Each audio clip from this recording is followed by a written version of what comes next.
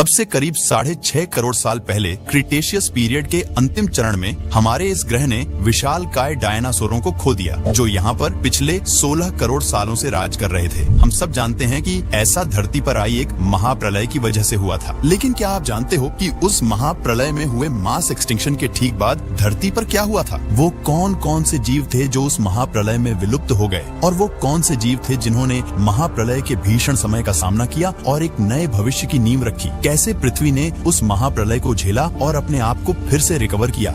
वैज्ञानिकों का मानना है कि आज से करीब 24 करोड़ साल पहले धरती पर डायनासोर के अस्तित्व का आरंभ हुआ था। उस समय की धरती आज की तुलना में बहुत ही अलग थी। आज आप धरती पर जितने भी कॉन्टिनेंट देखते हो, उस समय में ये सभी कॉन्टिनेंट आपस में जुड़े हुए थे, और उस समय में धरती पर एक ही बड़ा सा सुपर कॉन्टिनेंट मौजूद था, जिसे वैज्ञानिकों ने पेंजिया नाम दिया। इस समय को ट्रायसिक पीरियड कहा जाता है। इस टाइम पीरियड में बहुत ही कम बारिश होती थी, इस वजह से धरती पर सूखा बना रहता। इस समय में धरती पर डायनासोर इवॉल्व होना शुरू हो गए थे। शुरुआती डायनासोरों का साइज बहुत ही छोटा हुआ करता था, लगभग 2 मीटर तक। समय गुजरता रहा, धरती में बदलाव आते गए और डायनासोरों का विकास होता रहा। आज से करीब 20 करोड़ साल पहले ट्रायसिक पीरियड का अंत होता है। धरती अपने एक नए युग में प्रवेश करती है और अपने आप को बदलने लगती है। जो सुपर कॉन्टिनेंट था वो अब अलग अलग भागों में टूटने लगता है। इस वजह से पृथ्वी पर बड़ी बड़ी दरारें बनने लगती हैं, जिनमें जगह जगह ज्वालामुखी विस्फोट होने लगते हैं, जिस वजह से पृथ्वी के वातावरण में कार्बन डाइऑक्साइड और सल्फर डाइऑक्साइड की मात्रा बढ़ने लगी, जिसने पृथ्वी पर ग्लोबल वार्मिंग को बढ़ा दिया। सल्फर डाइऑक्साइड और धूल और गैस के बादलों ने पृथ्वी को घेर लिया, जिसकी वजह से सूर्य का प्रकाश पृथ्वी तक नहीं पहुंच पाता था। कार्बन डाइऑक्साइड और सल्फर डाइऑक्साइड पानी में मिल गए, जिससे समुद्र का पानी जहरीला हो गया। पृथ्वी में आए इन बदलावों ने पृथ्वी के क्लाइमेट को बदलकर रख दिया। इस महाप्रलय ने पृथ्वी पर एक महाविनाश को जन्म दिया, जिससे पृथ्वी पर बहुत बड़ा मास एक्सटिंक्शन हुआ। इस मास एक्सटिंक्शन में पृथ्वी की 95% से ज्यादा प्रजातियां विलुप्त हो गईं।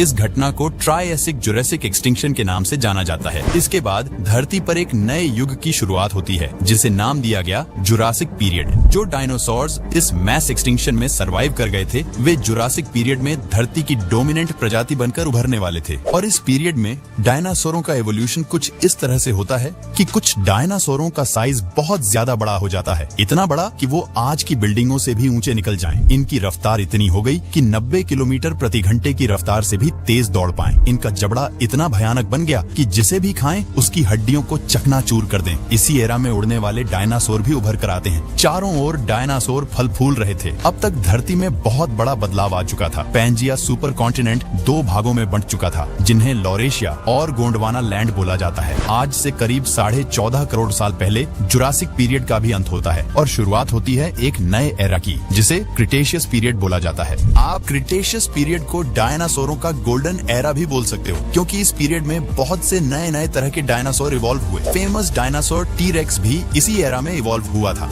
ये पीरियड डायनासोरों के लिए सबसे लंबा चलने वाला पीरियड था। अब जो पृथ्वी पर 2 सुपर कॉन्टिनेंट थे, लॉरेशिया और गोंडवाना लैंड, वो भी आपस में टूटने लगते हैं और हमारी पृथ्वी की रूपरेखा पूरी तरह से बदलने लगती है। धीरे धीरे पृथ्वी आज का स्वरूप ले लेती है। इस दौरान पृथ्वी पर अलग अलग तरह की वनस्पतियां पैदा होती हैं और डायनासोरों का डोमिनेंस पीक पर होता है। धरती पर डायनासोरों को राज करते हुए करीब 17 करोड़ सालों से भी ज्यादा का समय बीत जाता है, लेकिन डायनासोरों की किस्मत तो बहुत पहले ही लिखी जा चुकी थी। पृथ्वी से करोड़ों किलोमीटर दूर अंतरिक्ष में एक बड़ी सी चट्टान भटक रही थी। ये चट्टान कोई एस्ट्रॉयड या उल्का नहीं, बल्कि डायनासोरों का काल थी। ये चट्टान पृथ्वी के बीते हुए कल और आने वाले भविष्य की नींव रखने वाली थी। ये चट्टान एक नए युग की शुरुआत करने वाली थी। ये चट्टान किसी के लिए अभिशाप तो किसी के लिए वरदान बनने वाली थी। ये चट्टान पृथ्वी को हमेशा के लिए बदलने वाली थी। आज से करीब 6.5 करोड़ साल पहले धरती पर माहौल बिल्कुल खुशहाल था। डायनासोरों के अलावा अन्य प्रजातियों के जानवर भी यहाँ पर सुखमय जीवन बिता रहे थे। हर जगह डायनासोर्स दूसरे जीवों पर अपनी मनमानी चला रहे थे,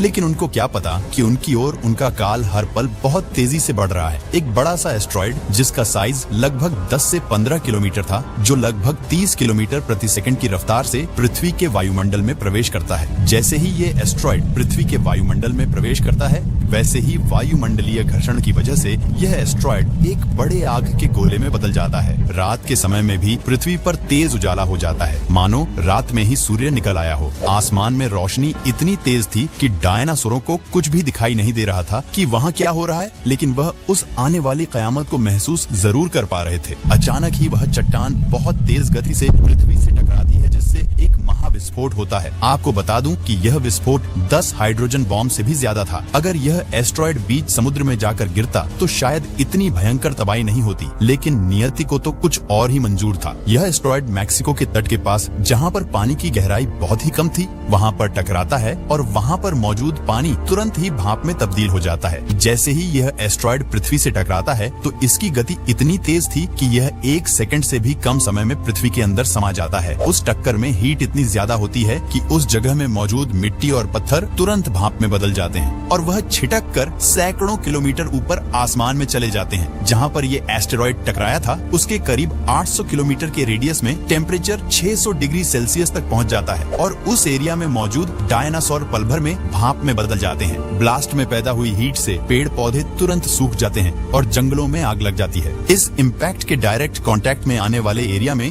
जितने भी डायनासोर थे वह पल भर में खत्म हो जाते हैं, लेकिन अभी भी पृथ्वी पर बहुत से डायनासोर जिंदा बचे थे। इस एस्ट्रॉयड ने डायरेक्टली पृथ्वी के एक छोटे से एरिया में मौजूद डायनासोरों को खत्म किया था, लेकिन तबाही का असली मंजर तो अब शुरू हुआ था। पृथ्वी के एक छोटे से एरिया में हुए इस ब्लास्ट ने पृथ्वी पर एक चेन रिएक्शन को शुरू कर दिया। एस्टेरॉयड के टकराने की वजह से जो मलबा आसमान में गया था वह अब आसमान से आग के गोले बनकर एस्टेरॉयड इम्पैक्ट से हजारों किलोमीटर दूर बरस रहे थे और इम्पैक्ट से हजारों किलोमीटर दूर मौजूद डायनासोरों पर यह मलबा कहर बनकर बरसा। आसमान से बरस रहे आग के गोलों ने जमीन के साथ साथ आसमान में उड़ रहे डायनासोरों को भी तबाह कर दिया, लेकिन असली कयामत तो अभी आनी बाकी थी। यह तो बस शुरुआत थी। एस्टेरॉयड की टक्कर इतनी भयंकर थी कि पूरी पृथ्वी कांप उठती है। जगह जगह 11 रिक्टर स्केल से भी ज्यादा के भूकंप आने लगते हैं। पृथ्वी की क्रस्ट में एक शॉक वेव दौड़ रही थी, जिसका असर पूरी पृथ्वी के कोने कोने में हो रहा था। धरती डोल रही थी। आज तक इंसानों ने जितने भी भूकंप सहन किए हैं, यह भूकंप उससे भी 60 गुना ज्यादा तेज था। इन भूकंप की वजह से समुद्र में बड़ी बड़ी लहरें बनना शुरू हो गयी, जिन्होंने एक भयंकर सुनामी का रूप ले लिया और समुद्र के तटवर्ती इलाकों को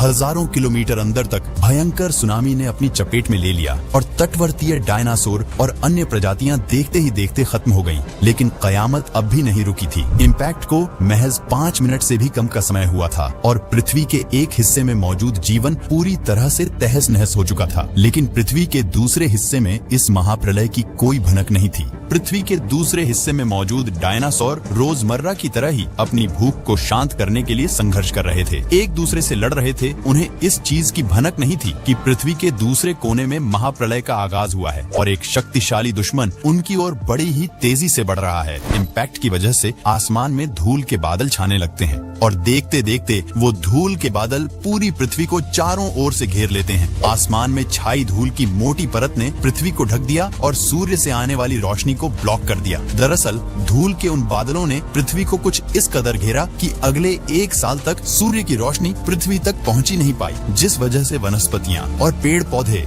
फोटोसिंथेसिस की क्रिया नहीं कर पा रहे थे, जिस वजह से धीरे धीरे पेड़ पौधे और वनस्पतियां खत्म होने लगी। ये शाकाहारी डायनासोर के लिए विकट समस्या थी, क्योंकि वो तो अपने जीवन के लिए इन्हीं वनस्पतियों और पेड़ पौधों पर निर्भर थे। पर्याप्त भोजन न मिलने की वजह से शाकाहारी डायनासोर और अन्य शाकाहारी जीव धीरे धीरे खत्म होते गए। जब ऐसा हुआ तो इसका प्रभाव मांसाहारी डायनासोरों और अन्य प्रजातियों के जीवों पर भी पड़ा, क्योंकि फूड चेन पूरी तरह से टूट चुकी थी। जो मांसाहारी डायनासोर शाकाहारी जीवों को खाकर जिंदा रहते थे, उनके लिए अब शिकार मिलना मुश्किल होता जा रहा था, जिस वजह से वो भी धीरे धीरे अपना दम तोड़ने लगते हैं और देखते ही देखते डायनासोर पूरी तरह धरती से विलुप्त हो जाते हैं। इस महाप्रलय ने पृथ्वी की 95% से भी ज्यादा प्रजातियों को विलुप्त कर दिया और डायनासोरों के राज्य को पूरी तरह से खत्म कर दिया। वैज्ञानिकों के अनुसार इस महाप्रलय से वही जानवर बच पाए थे जिनका वजन 25 किलोग्राम से कम था। इसका कारण ये था कि छोटे जानवरों को जिंदा रहने के लिए बहुत ही कम भोजन की आवश्यकता आवश्यकता होती है, तो वो सड़े हुए डायनासोरों, फंगस और छोटे मोटे जीवों को खाकर अपने आप को इस आपदा से बचा लेते हैं। इस आपदा ने जमीनी जीवन के अलावा समुद्री जीवन को भी तहस नहस कर दिया था, क्योंकि समुद्र का पानी एसिडिक हो गया था। इस महाप्रलय ने क्रिटेशियस पीरियड को खत्म कर दिया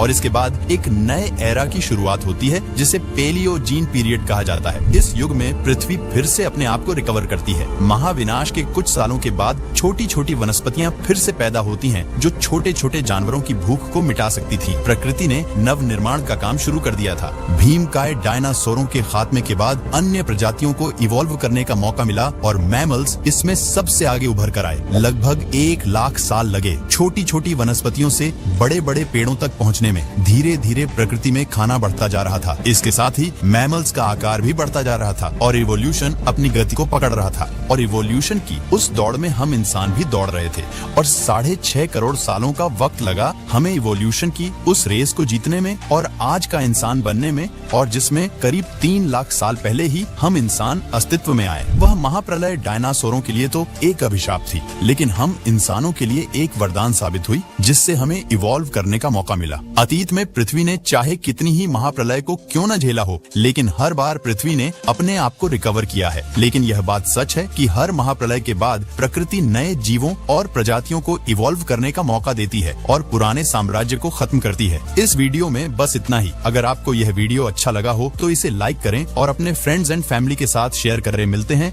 नेक्स्ट वीडियो में।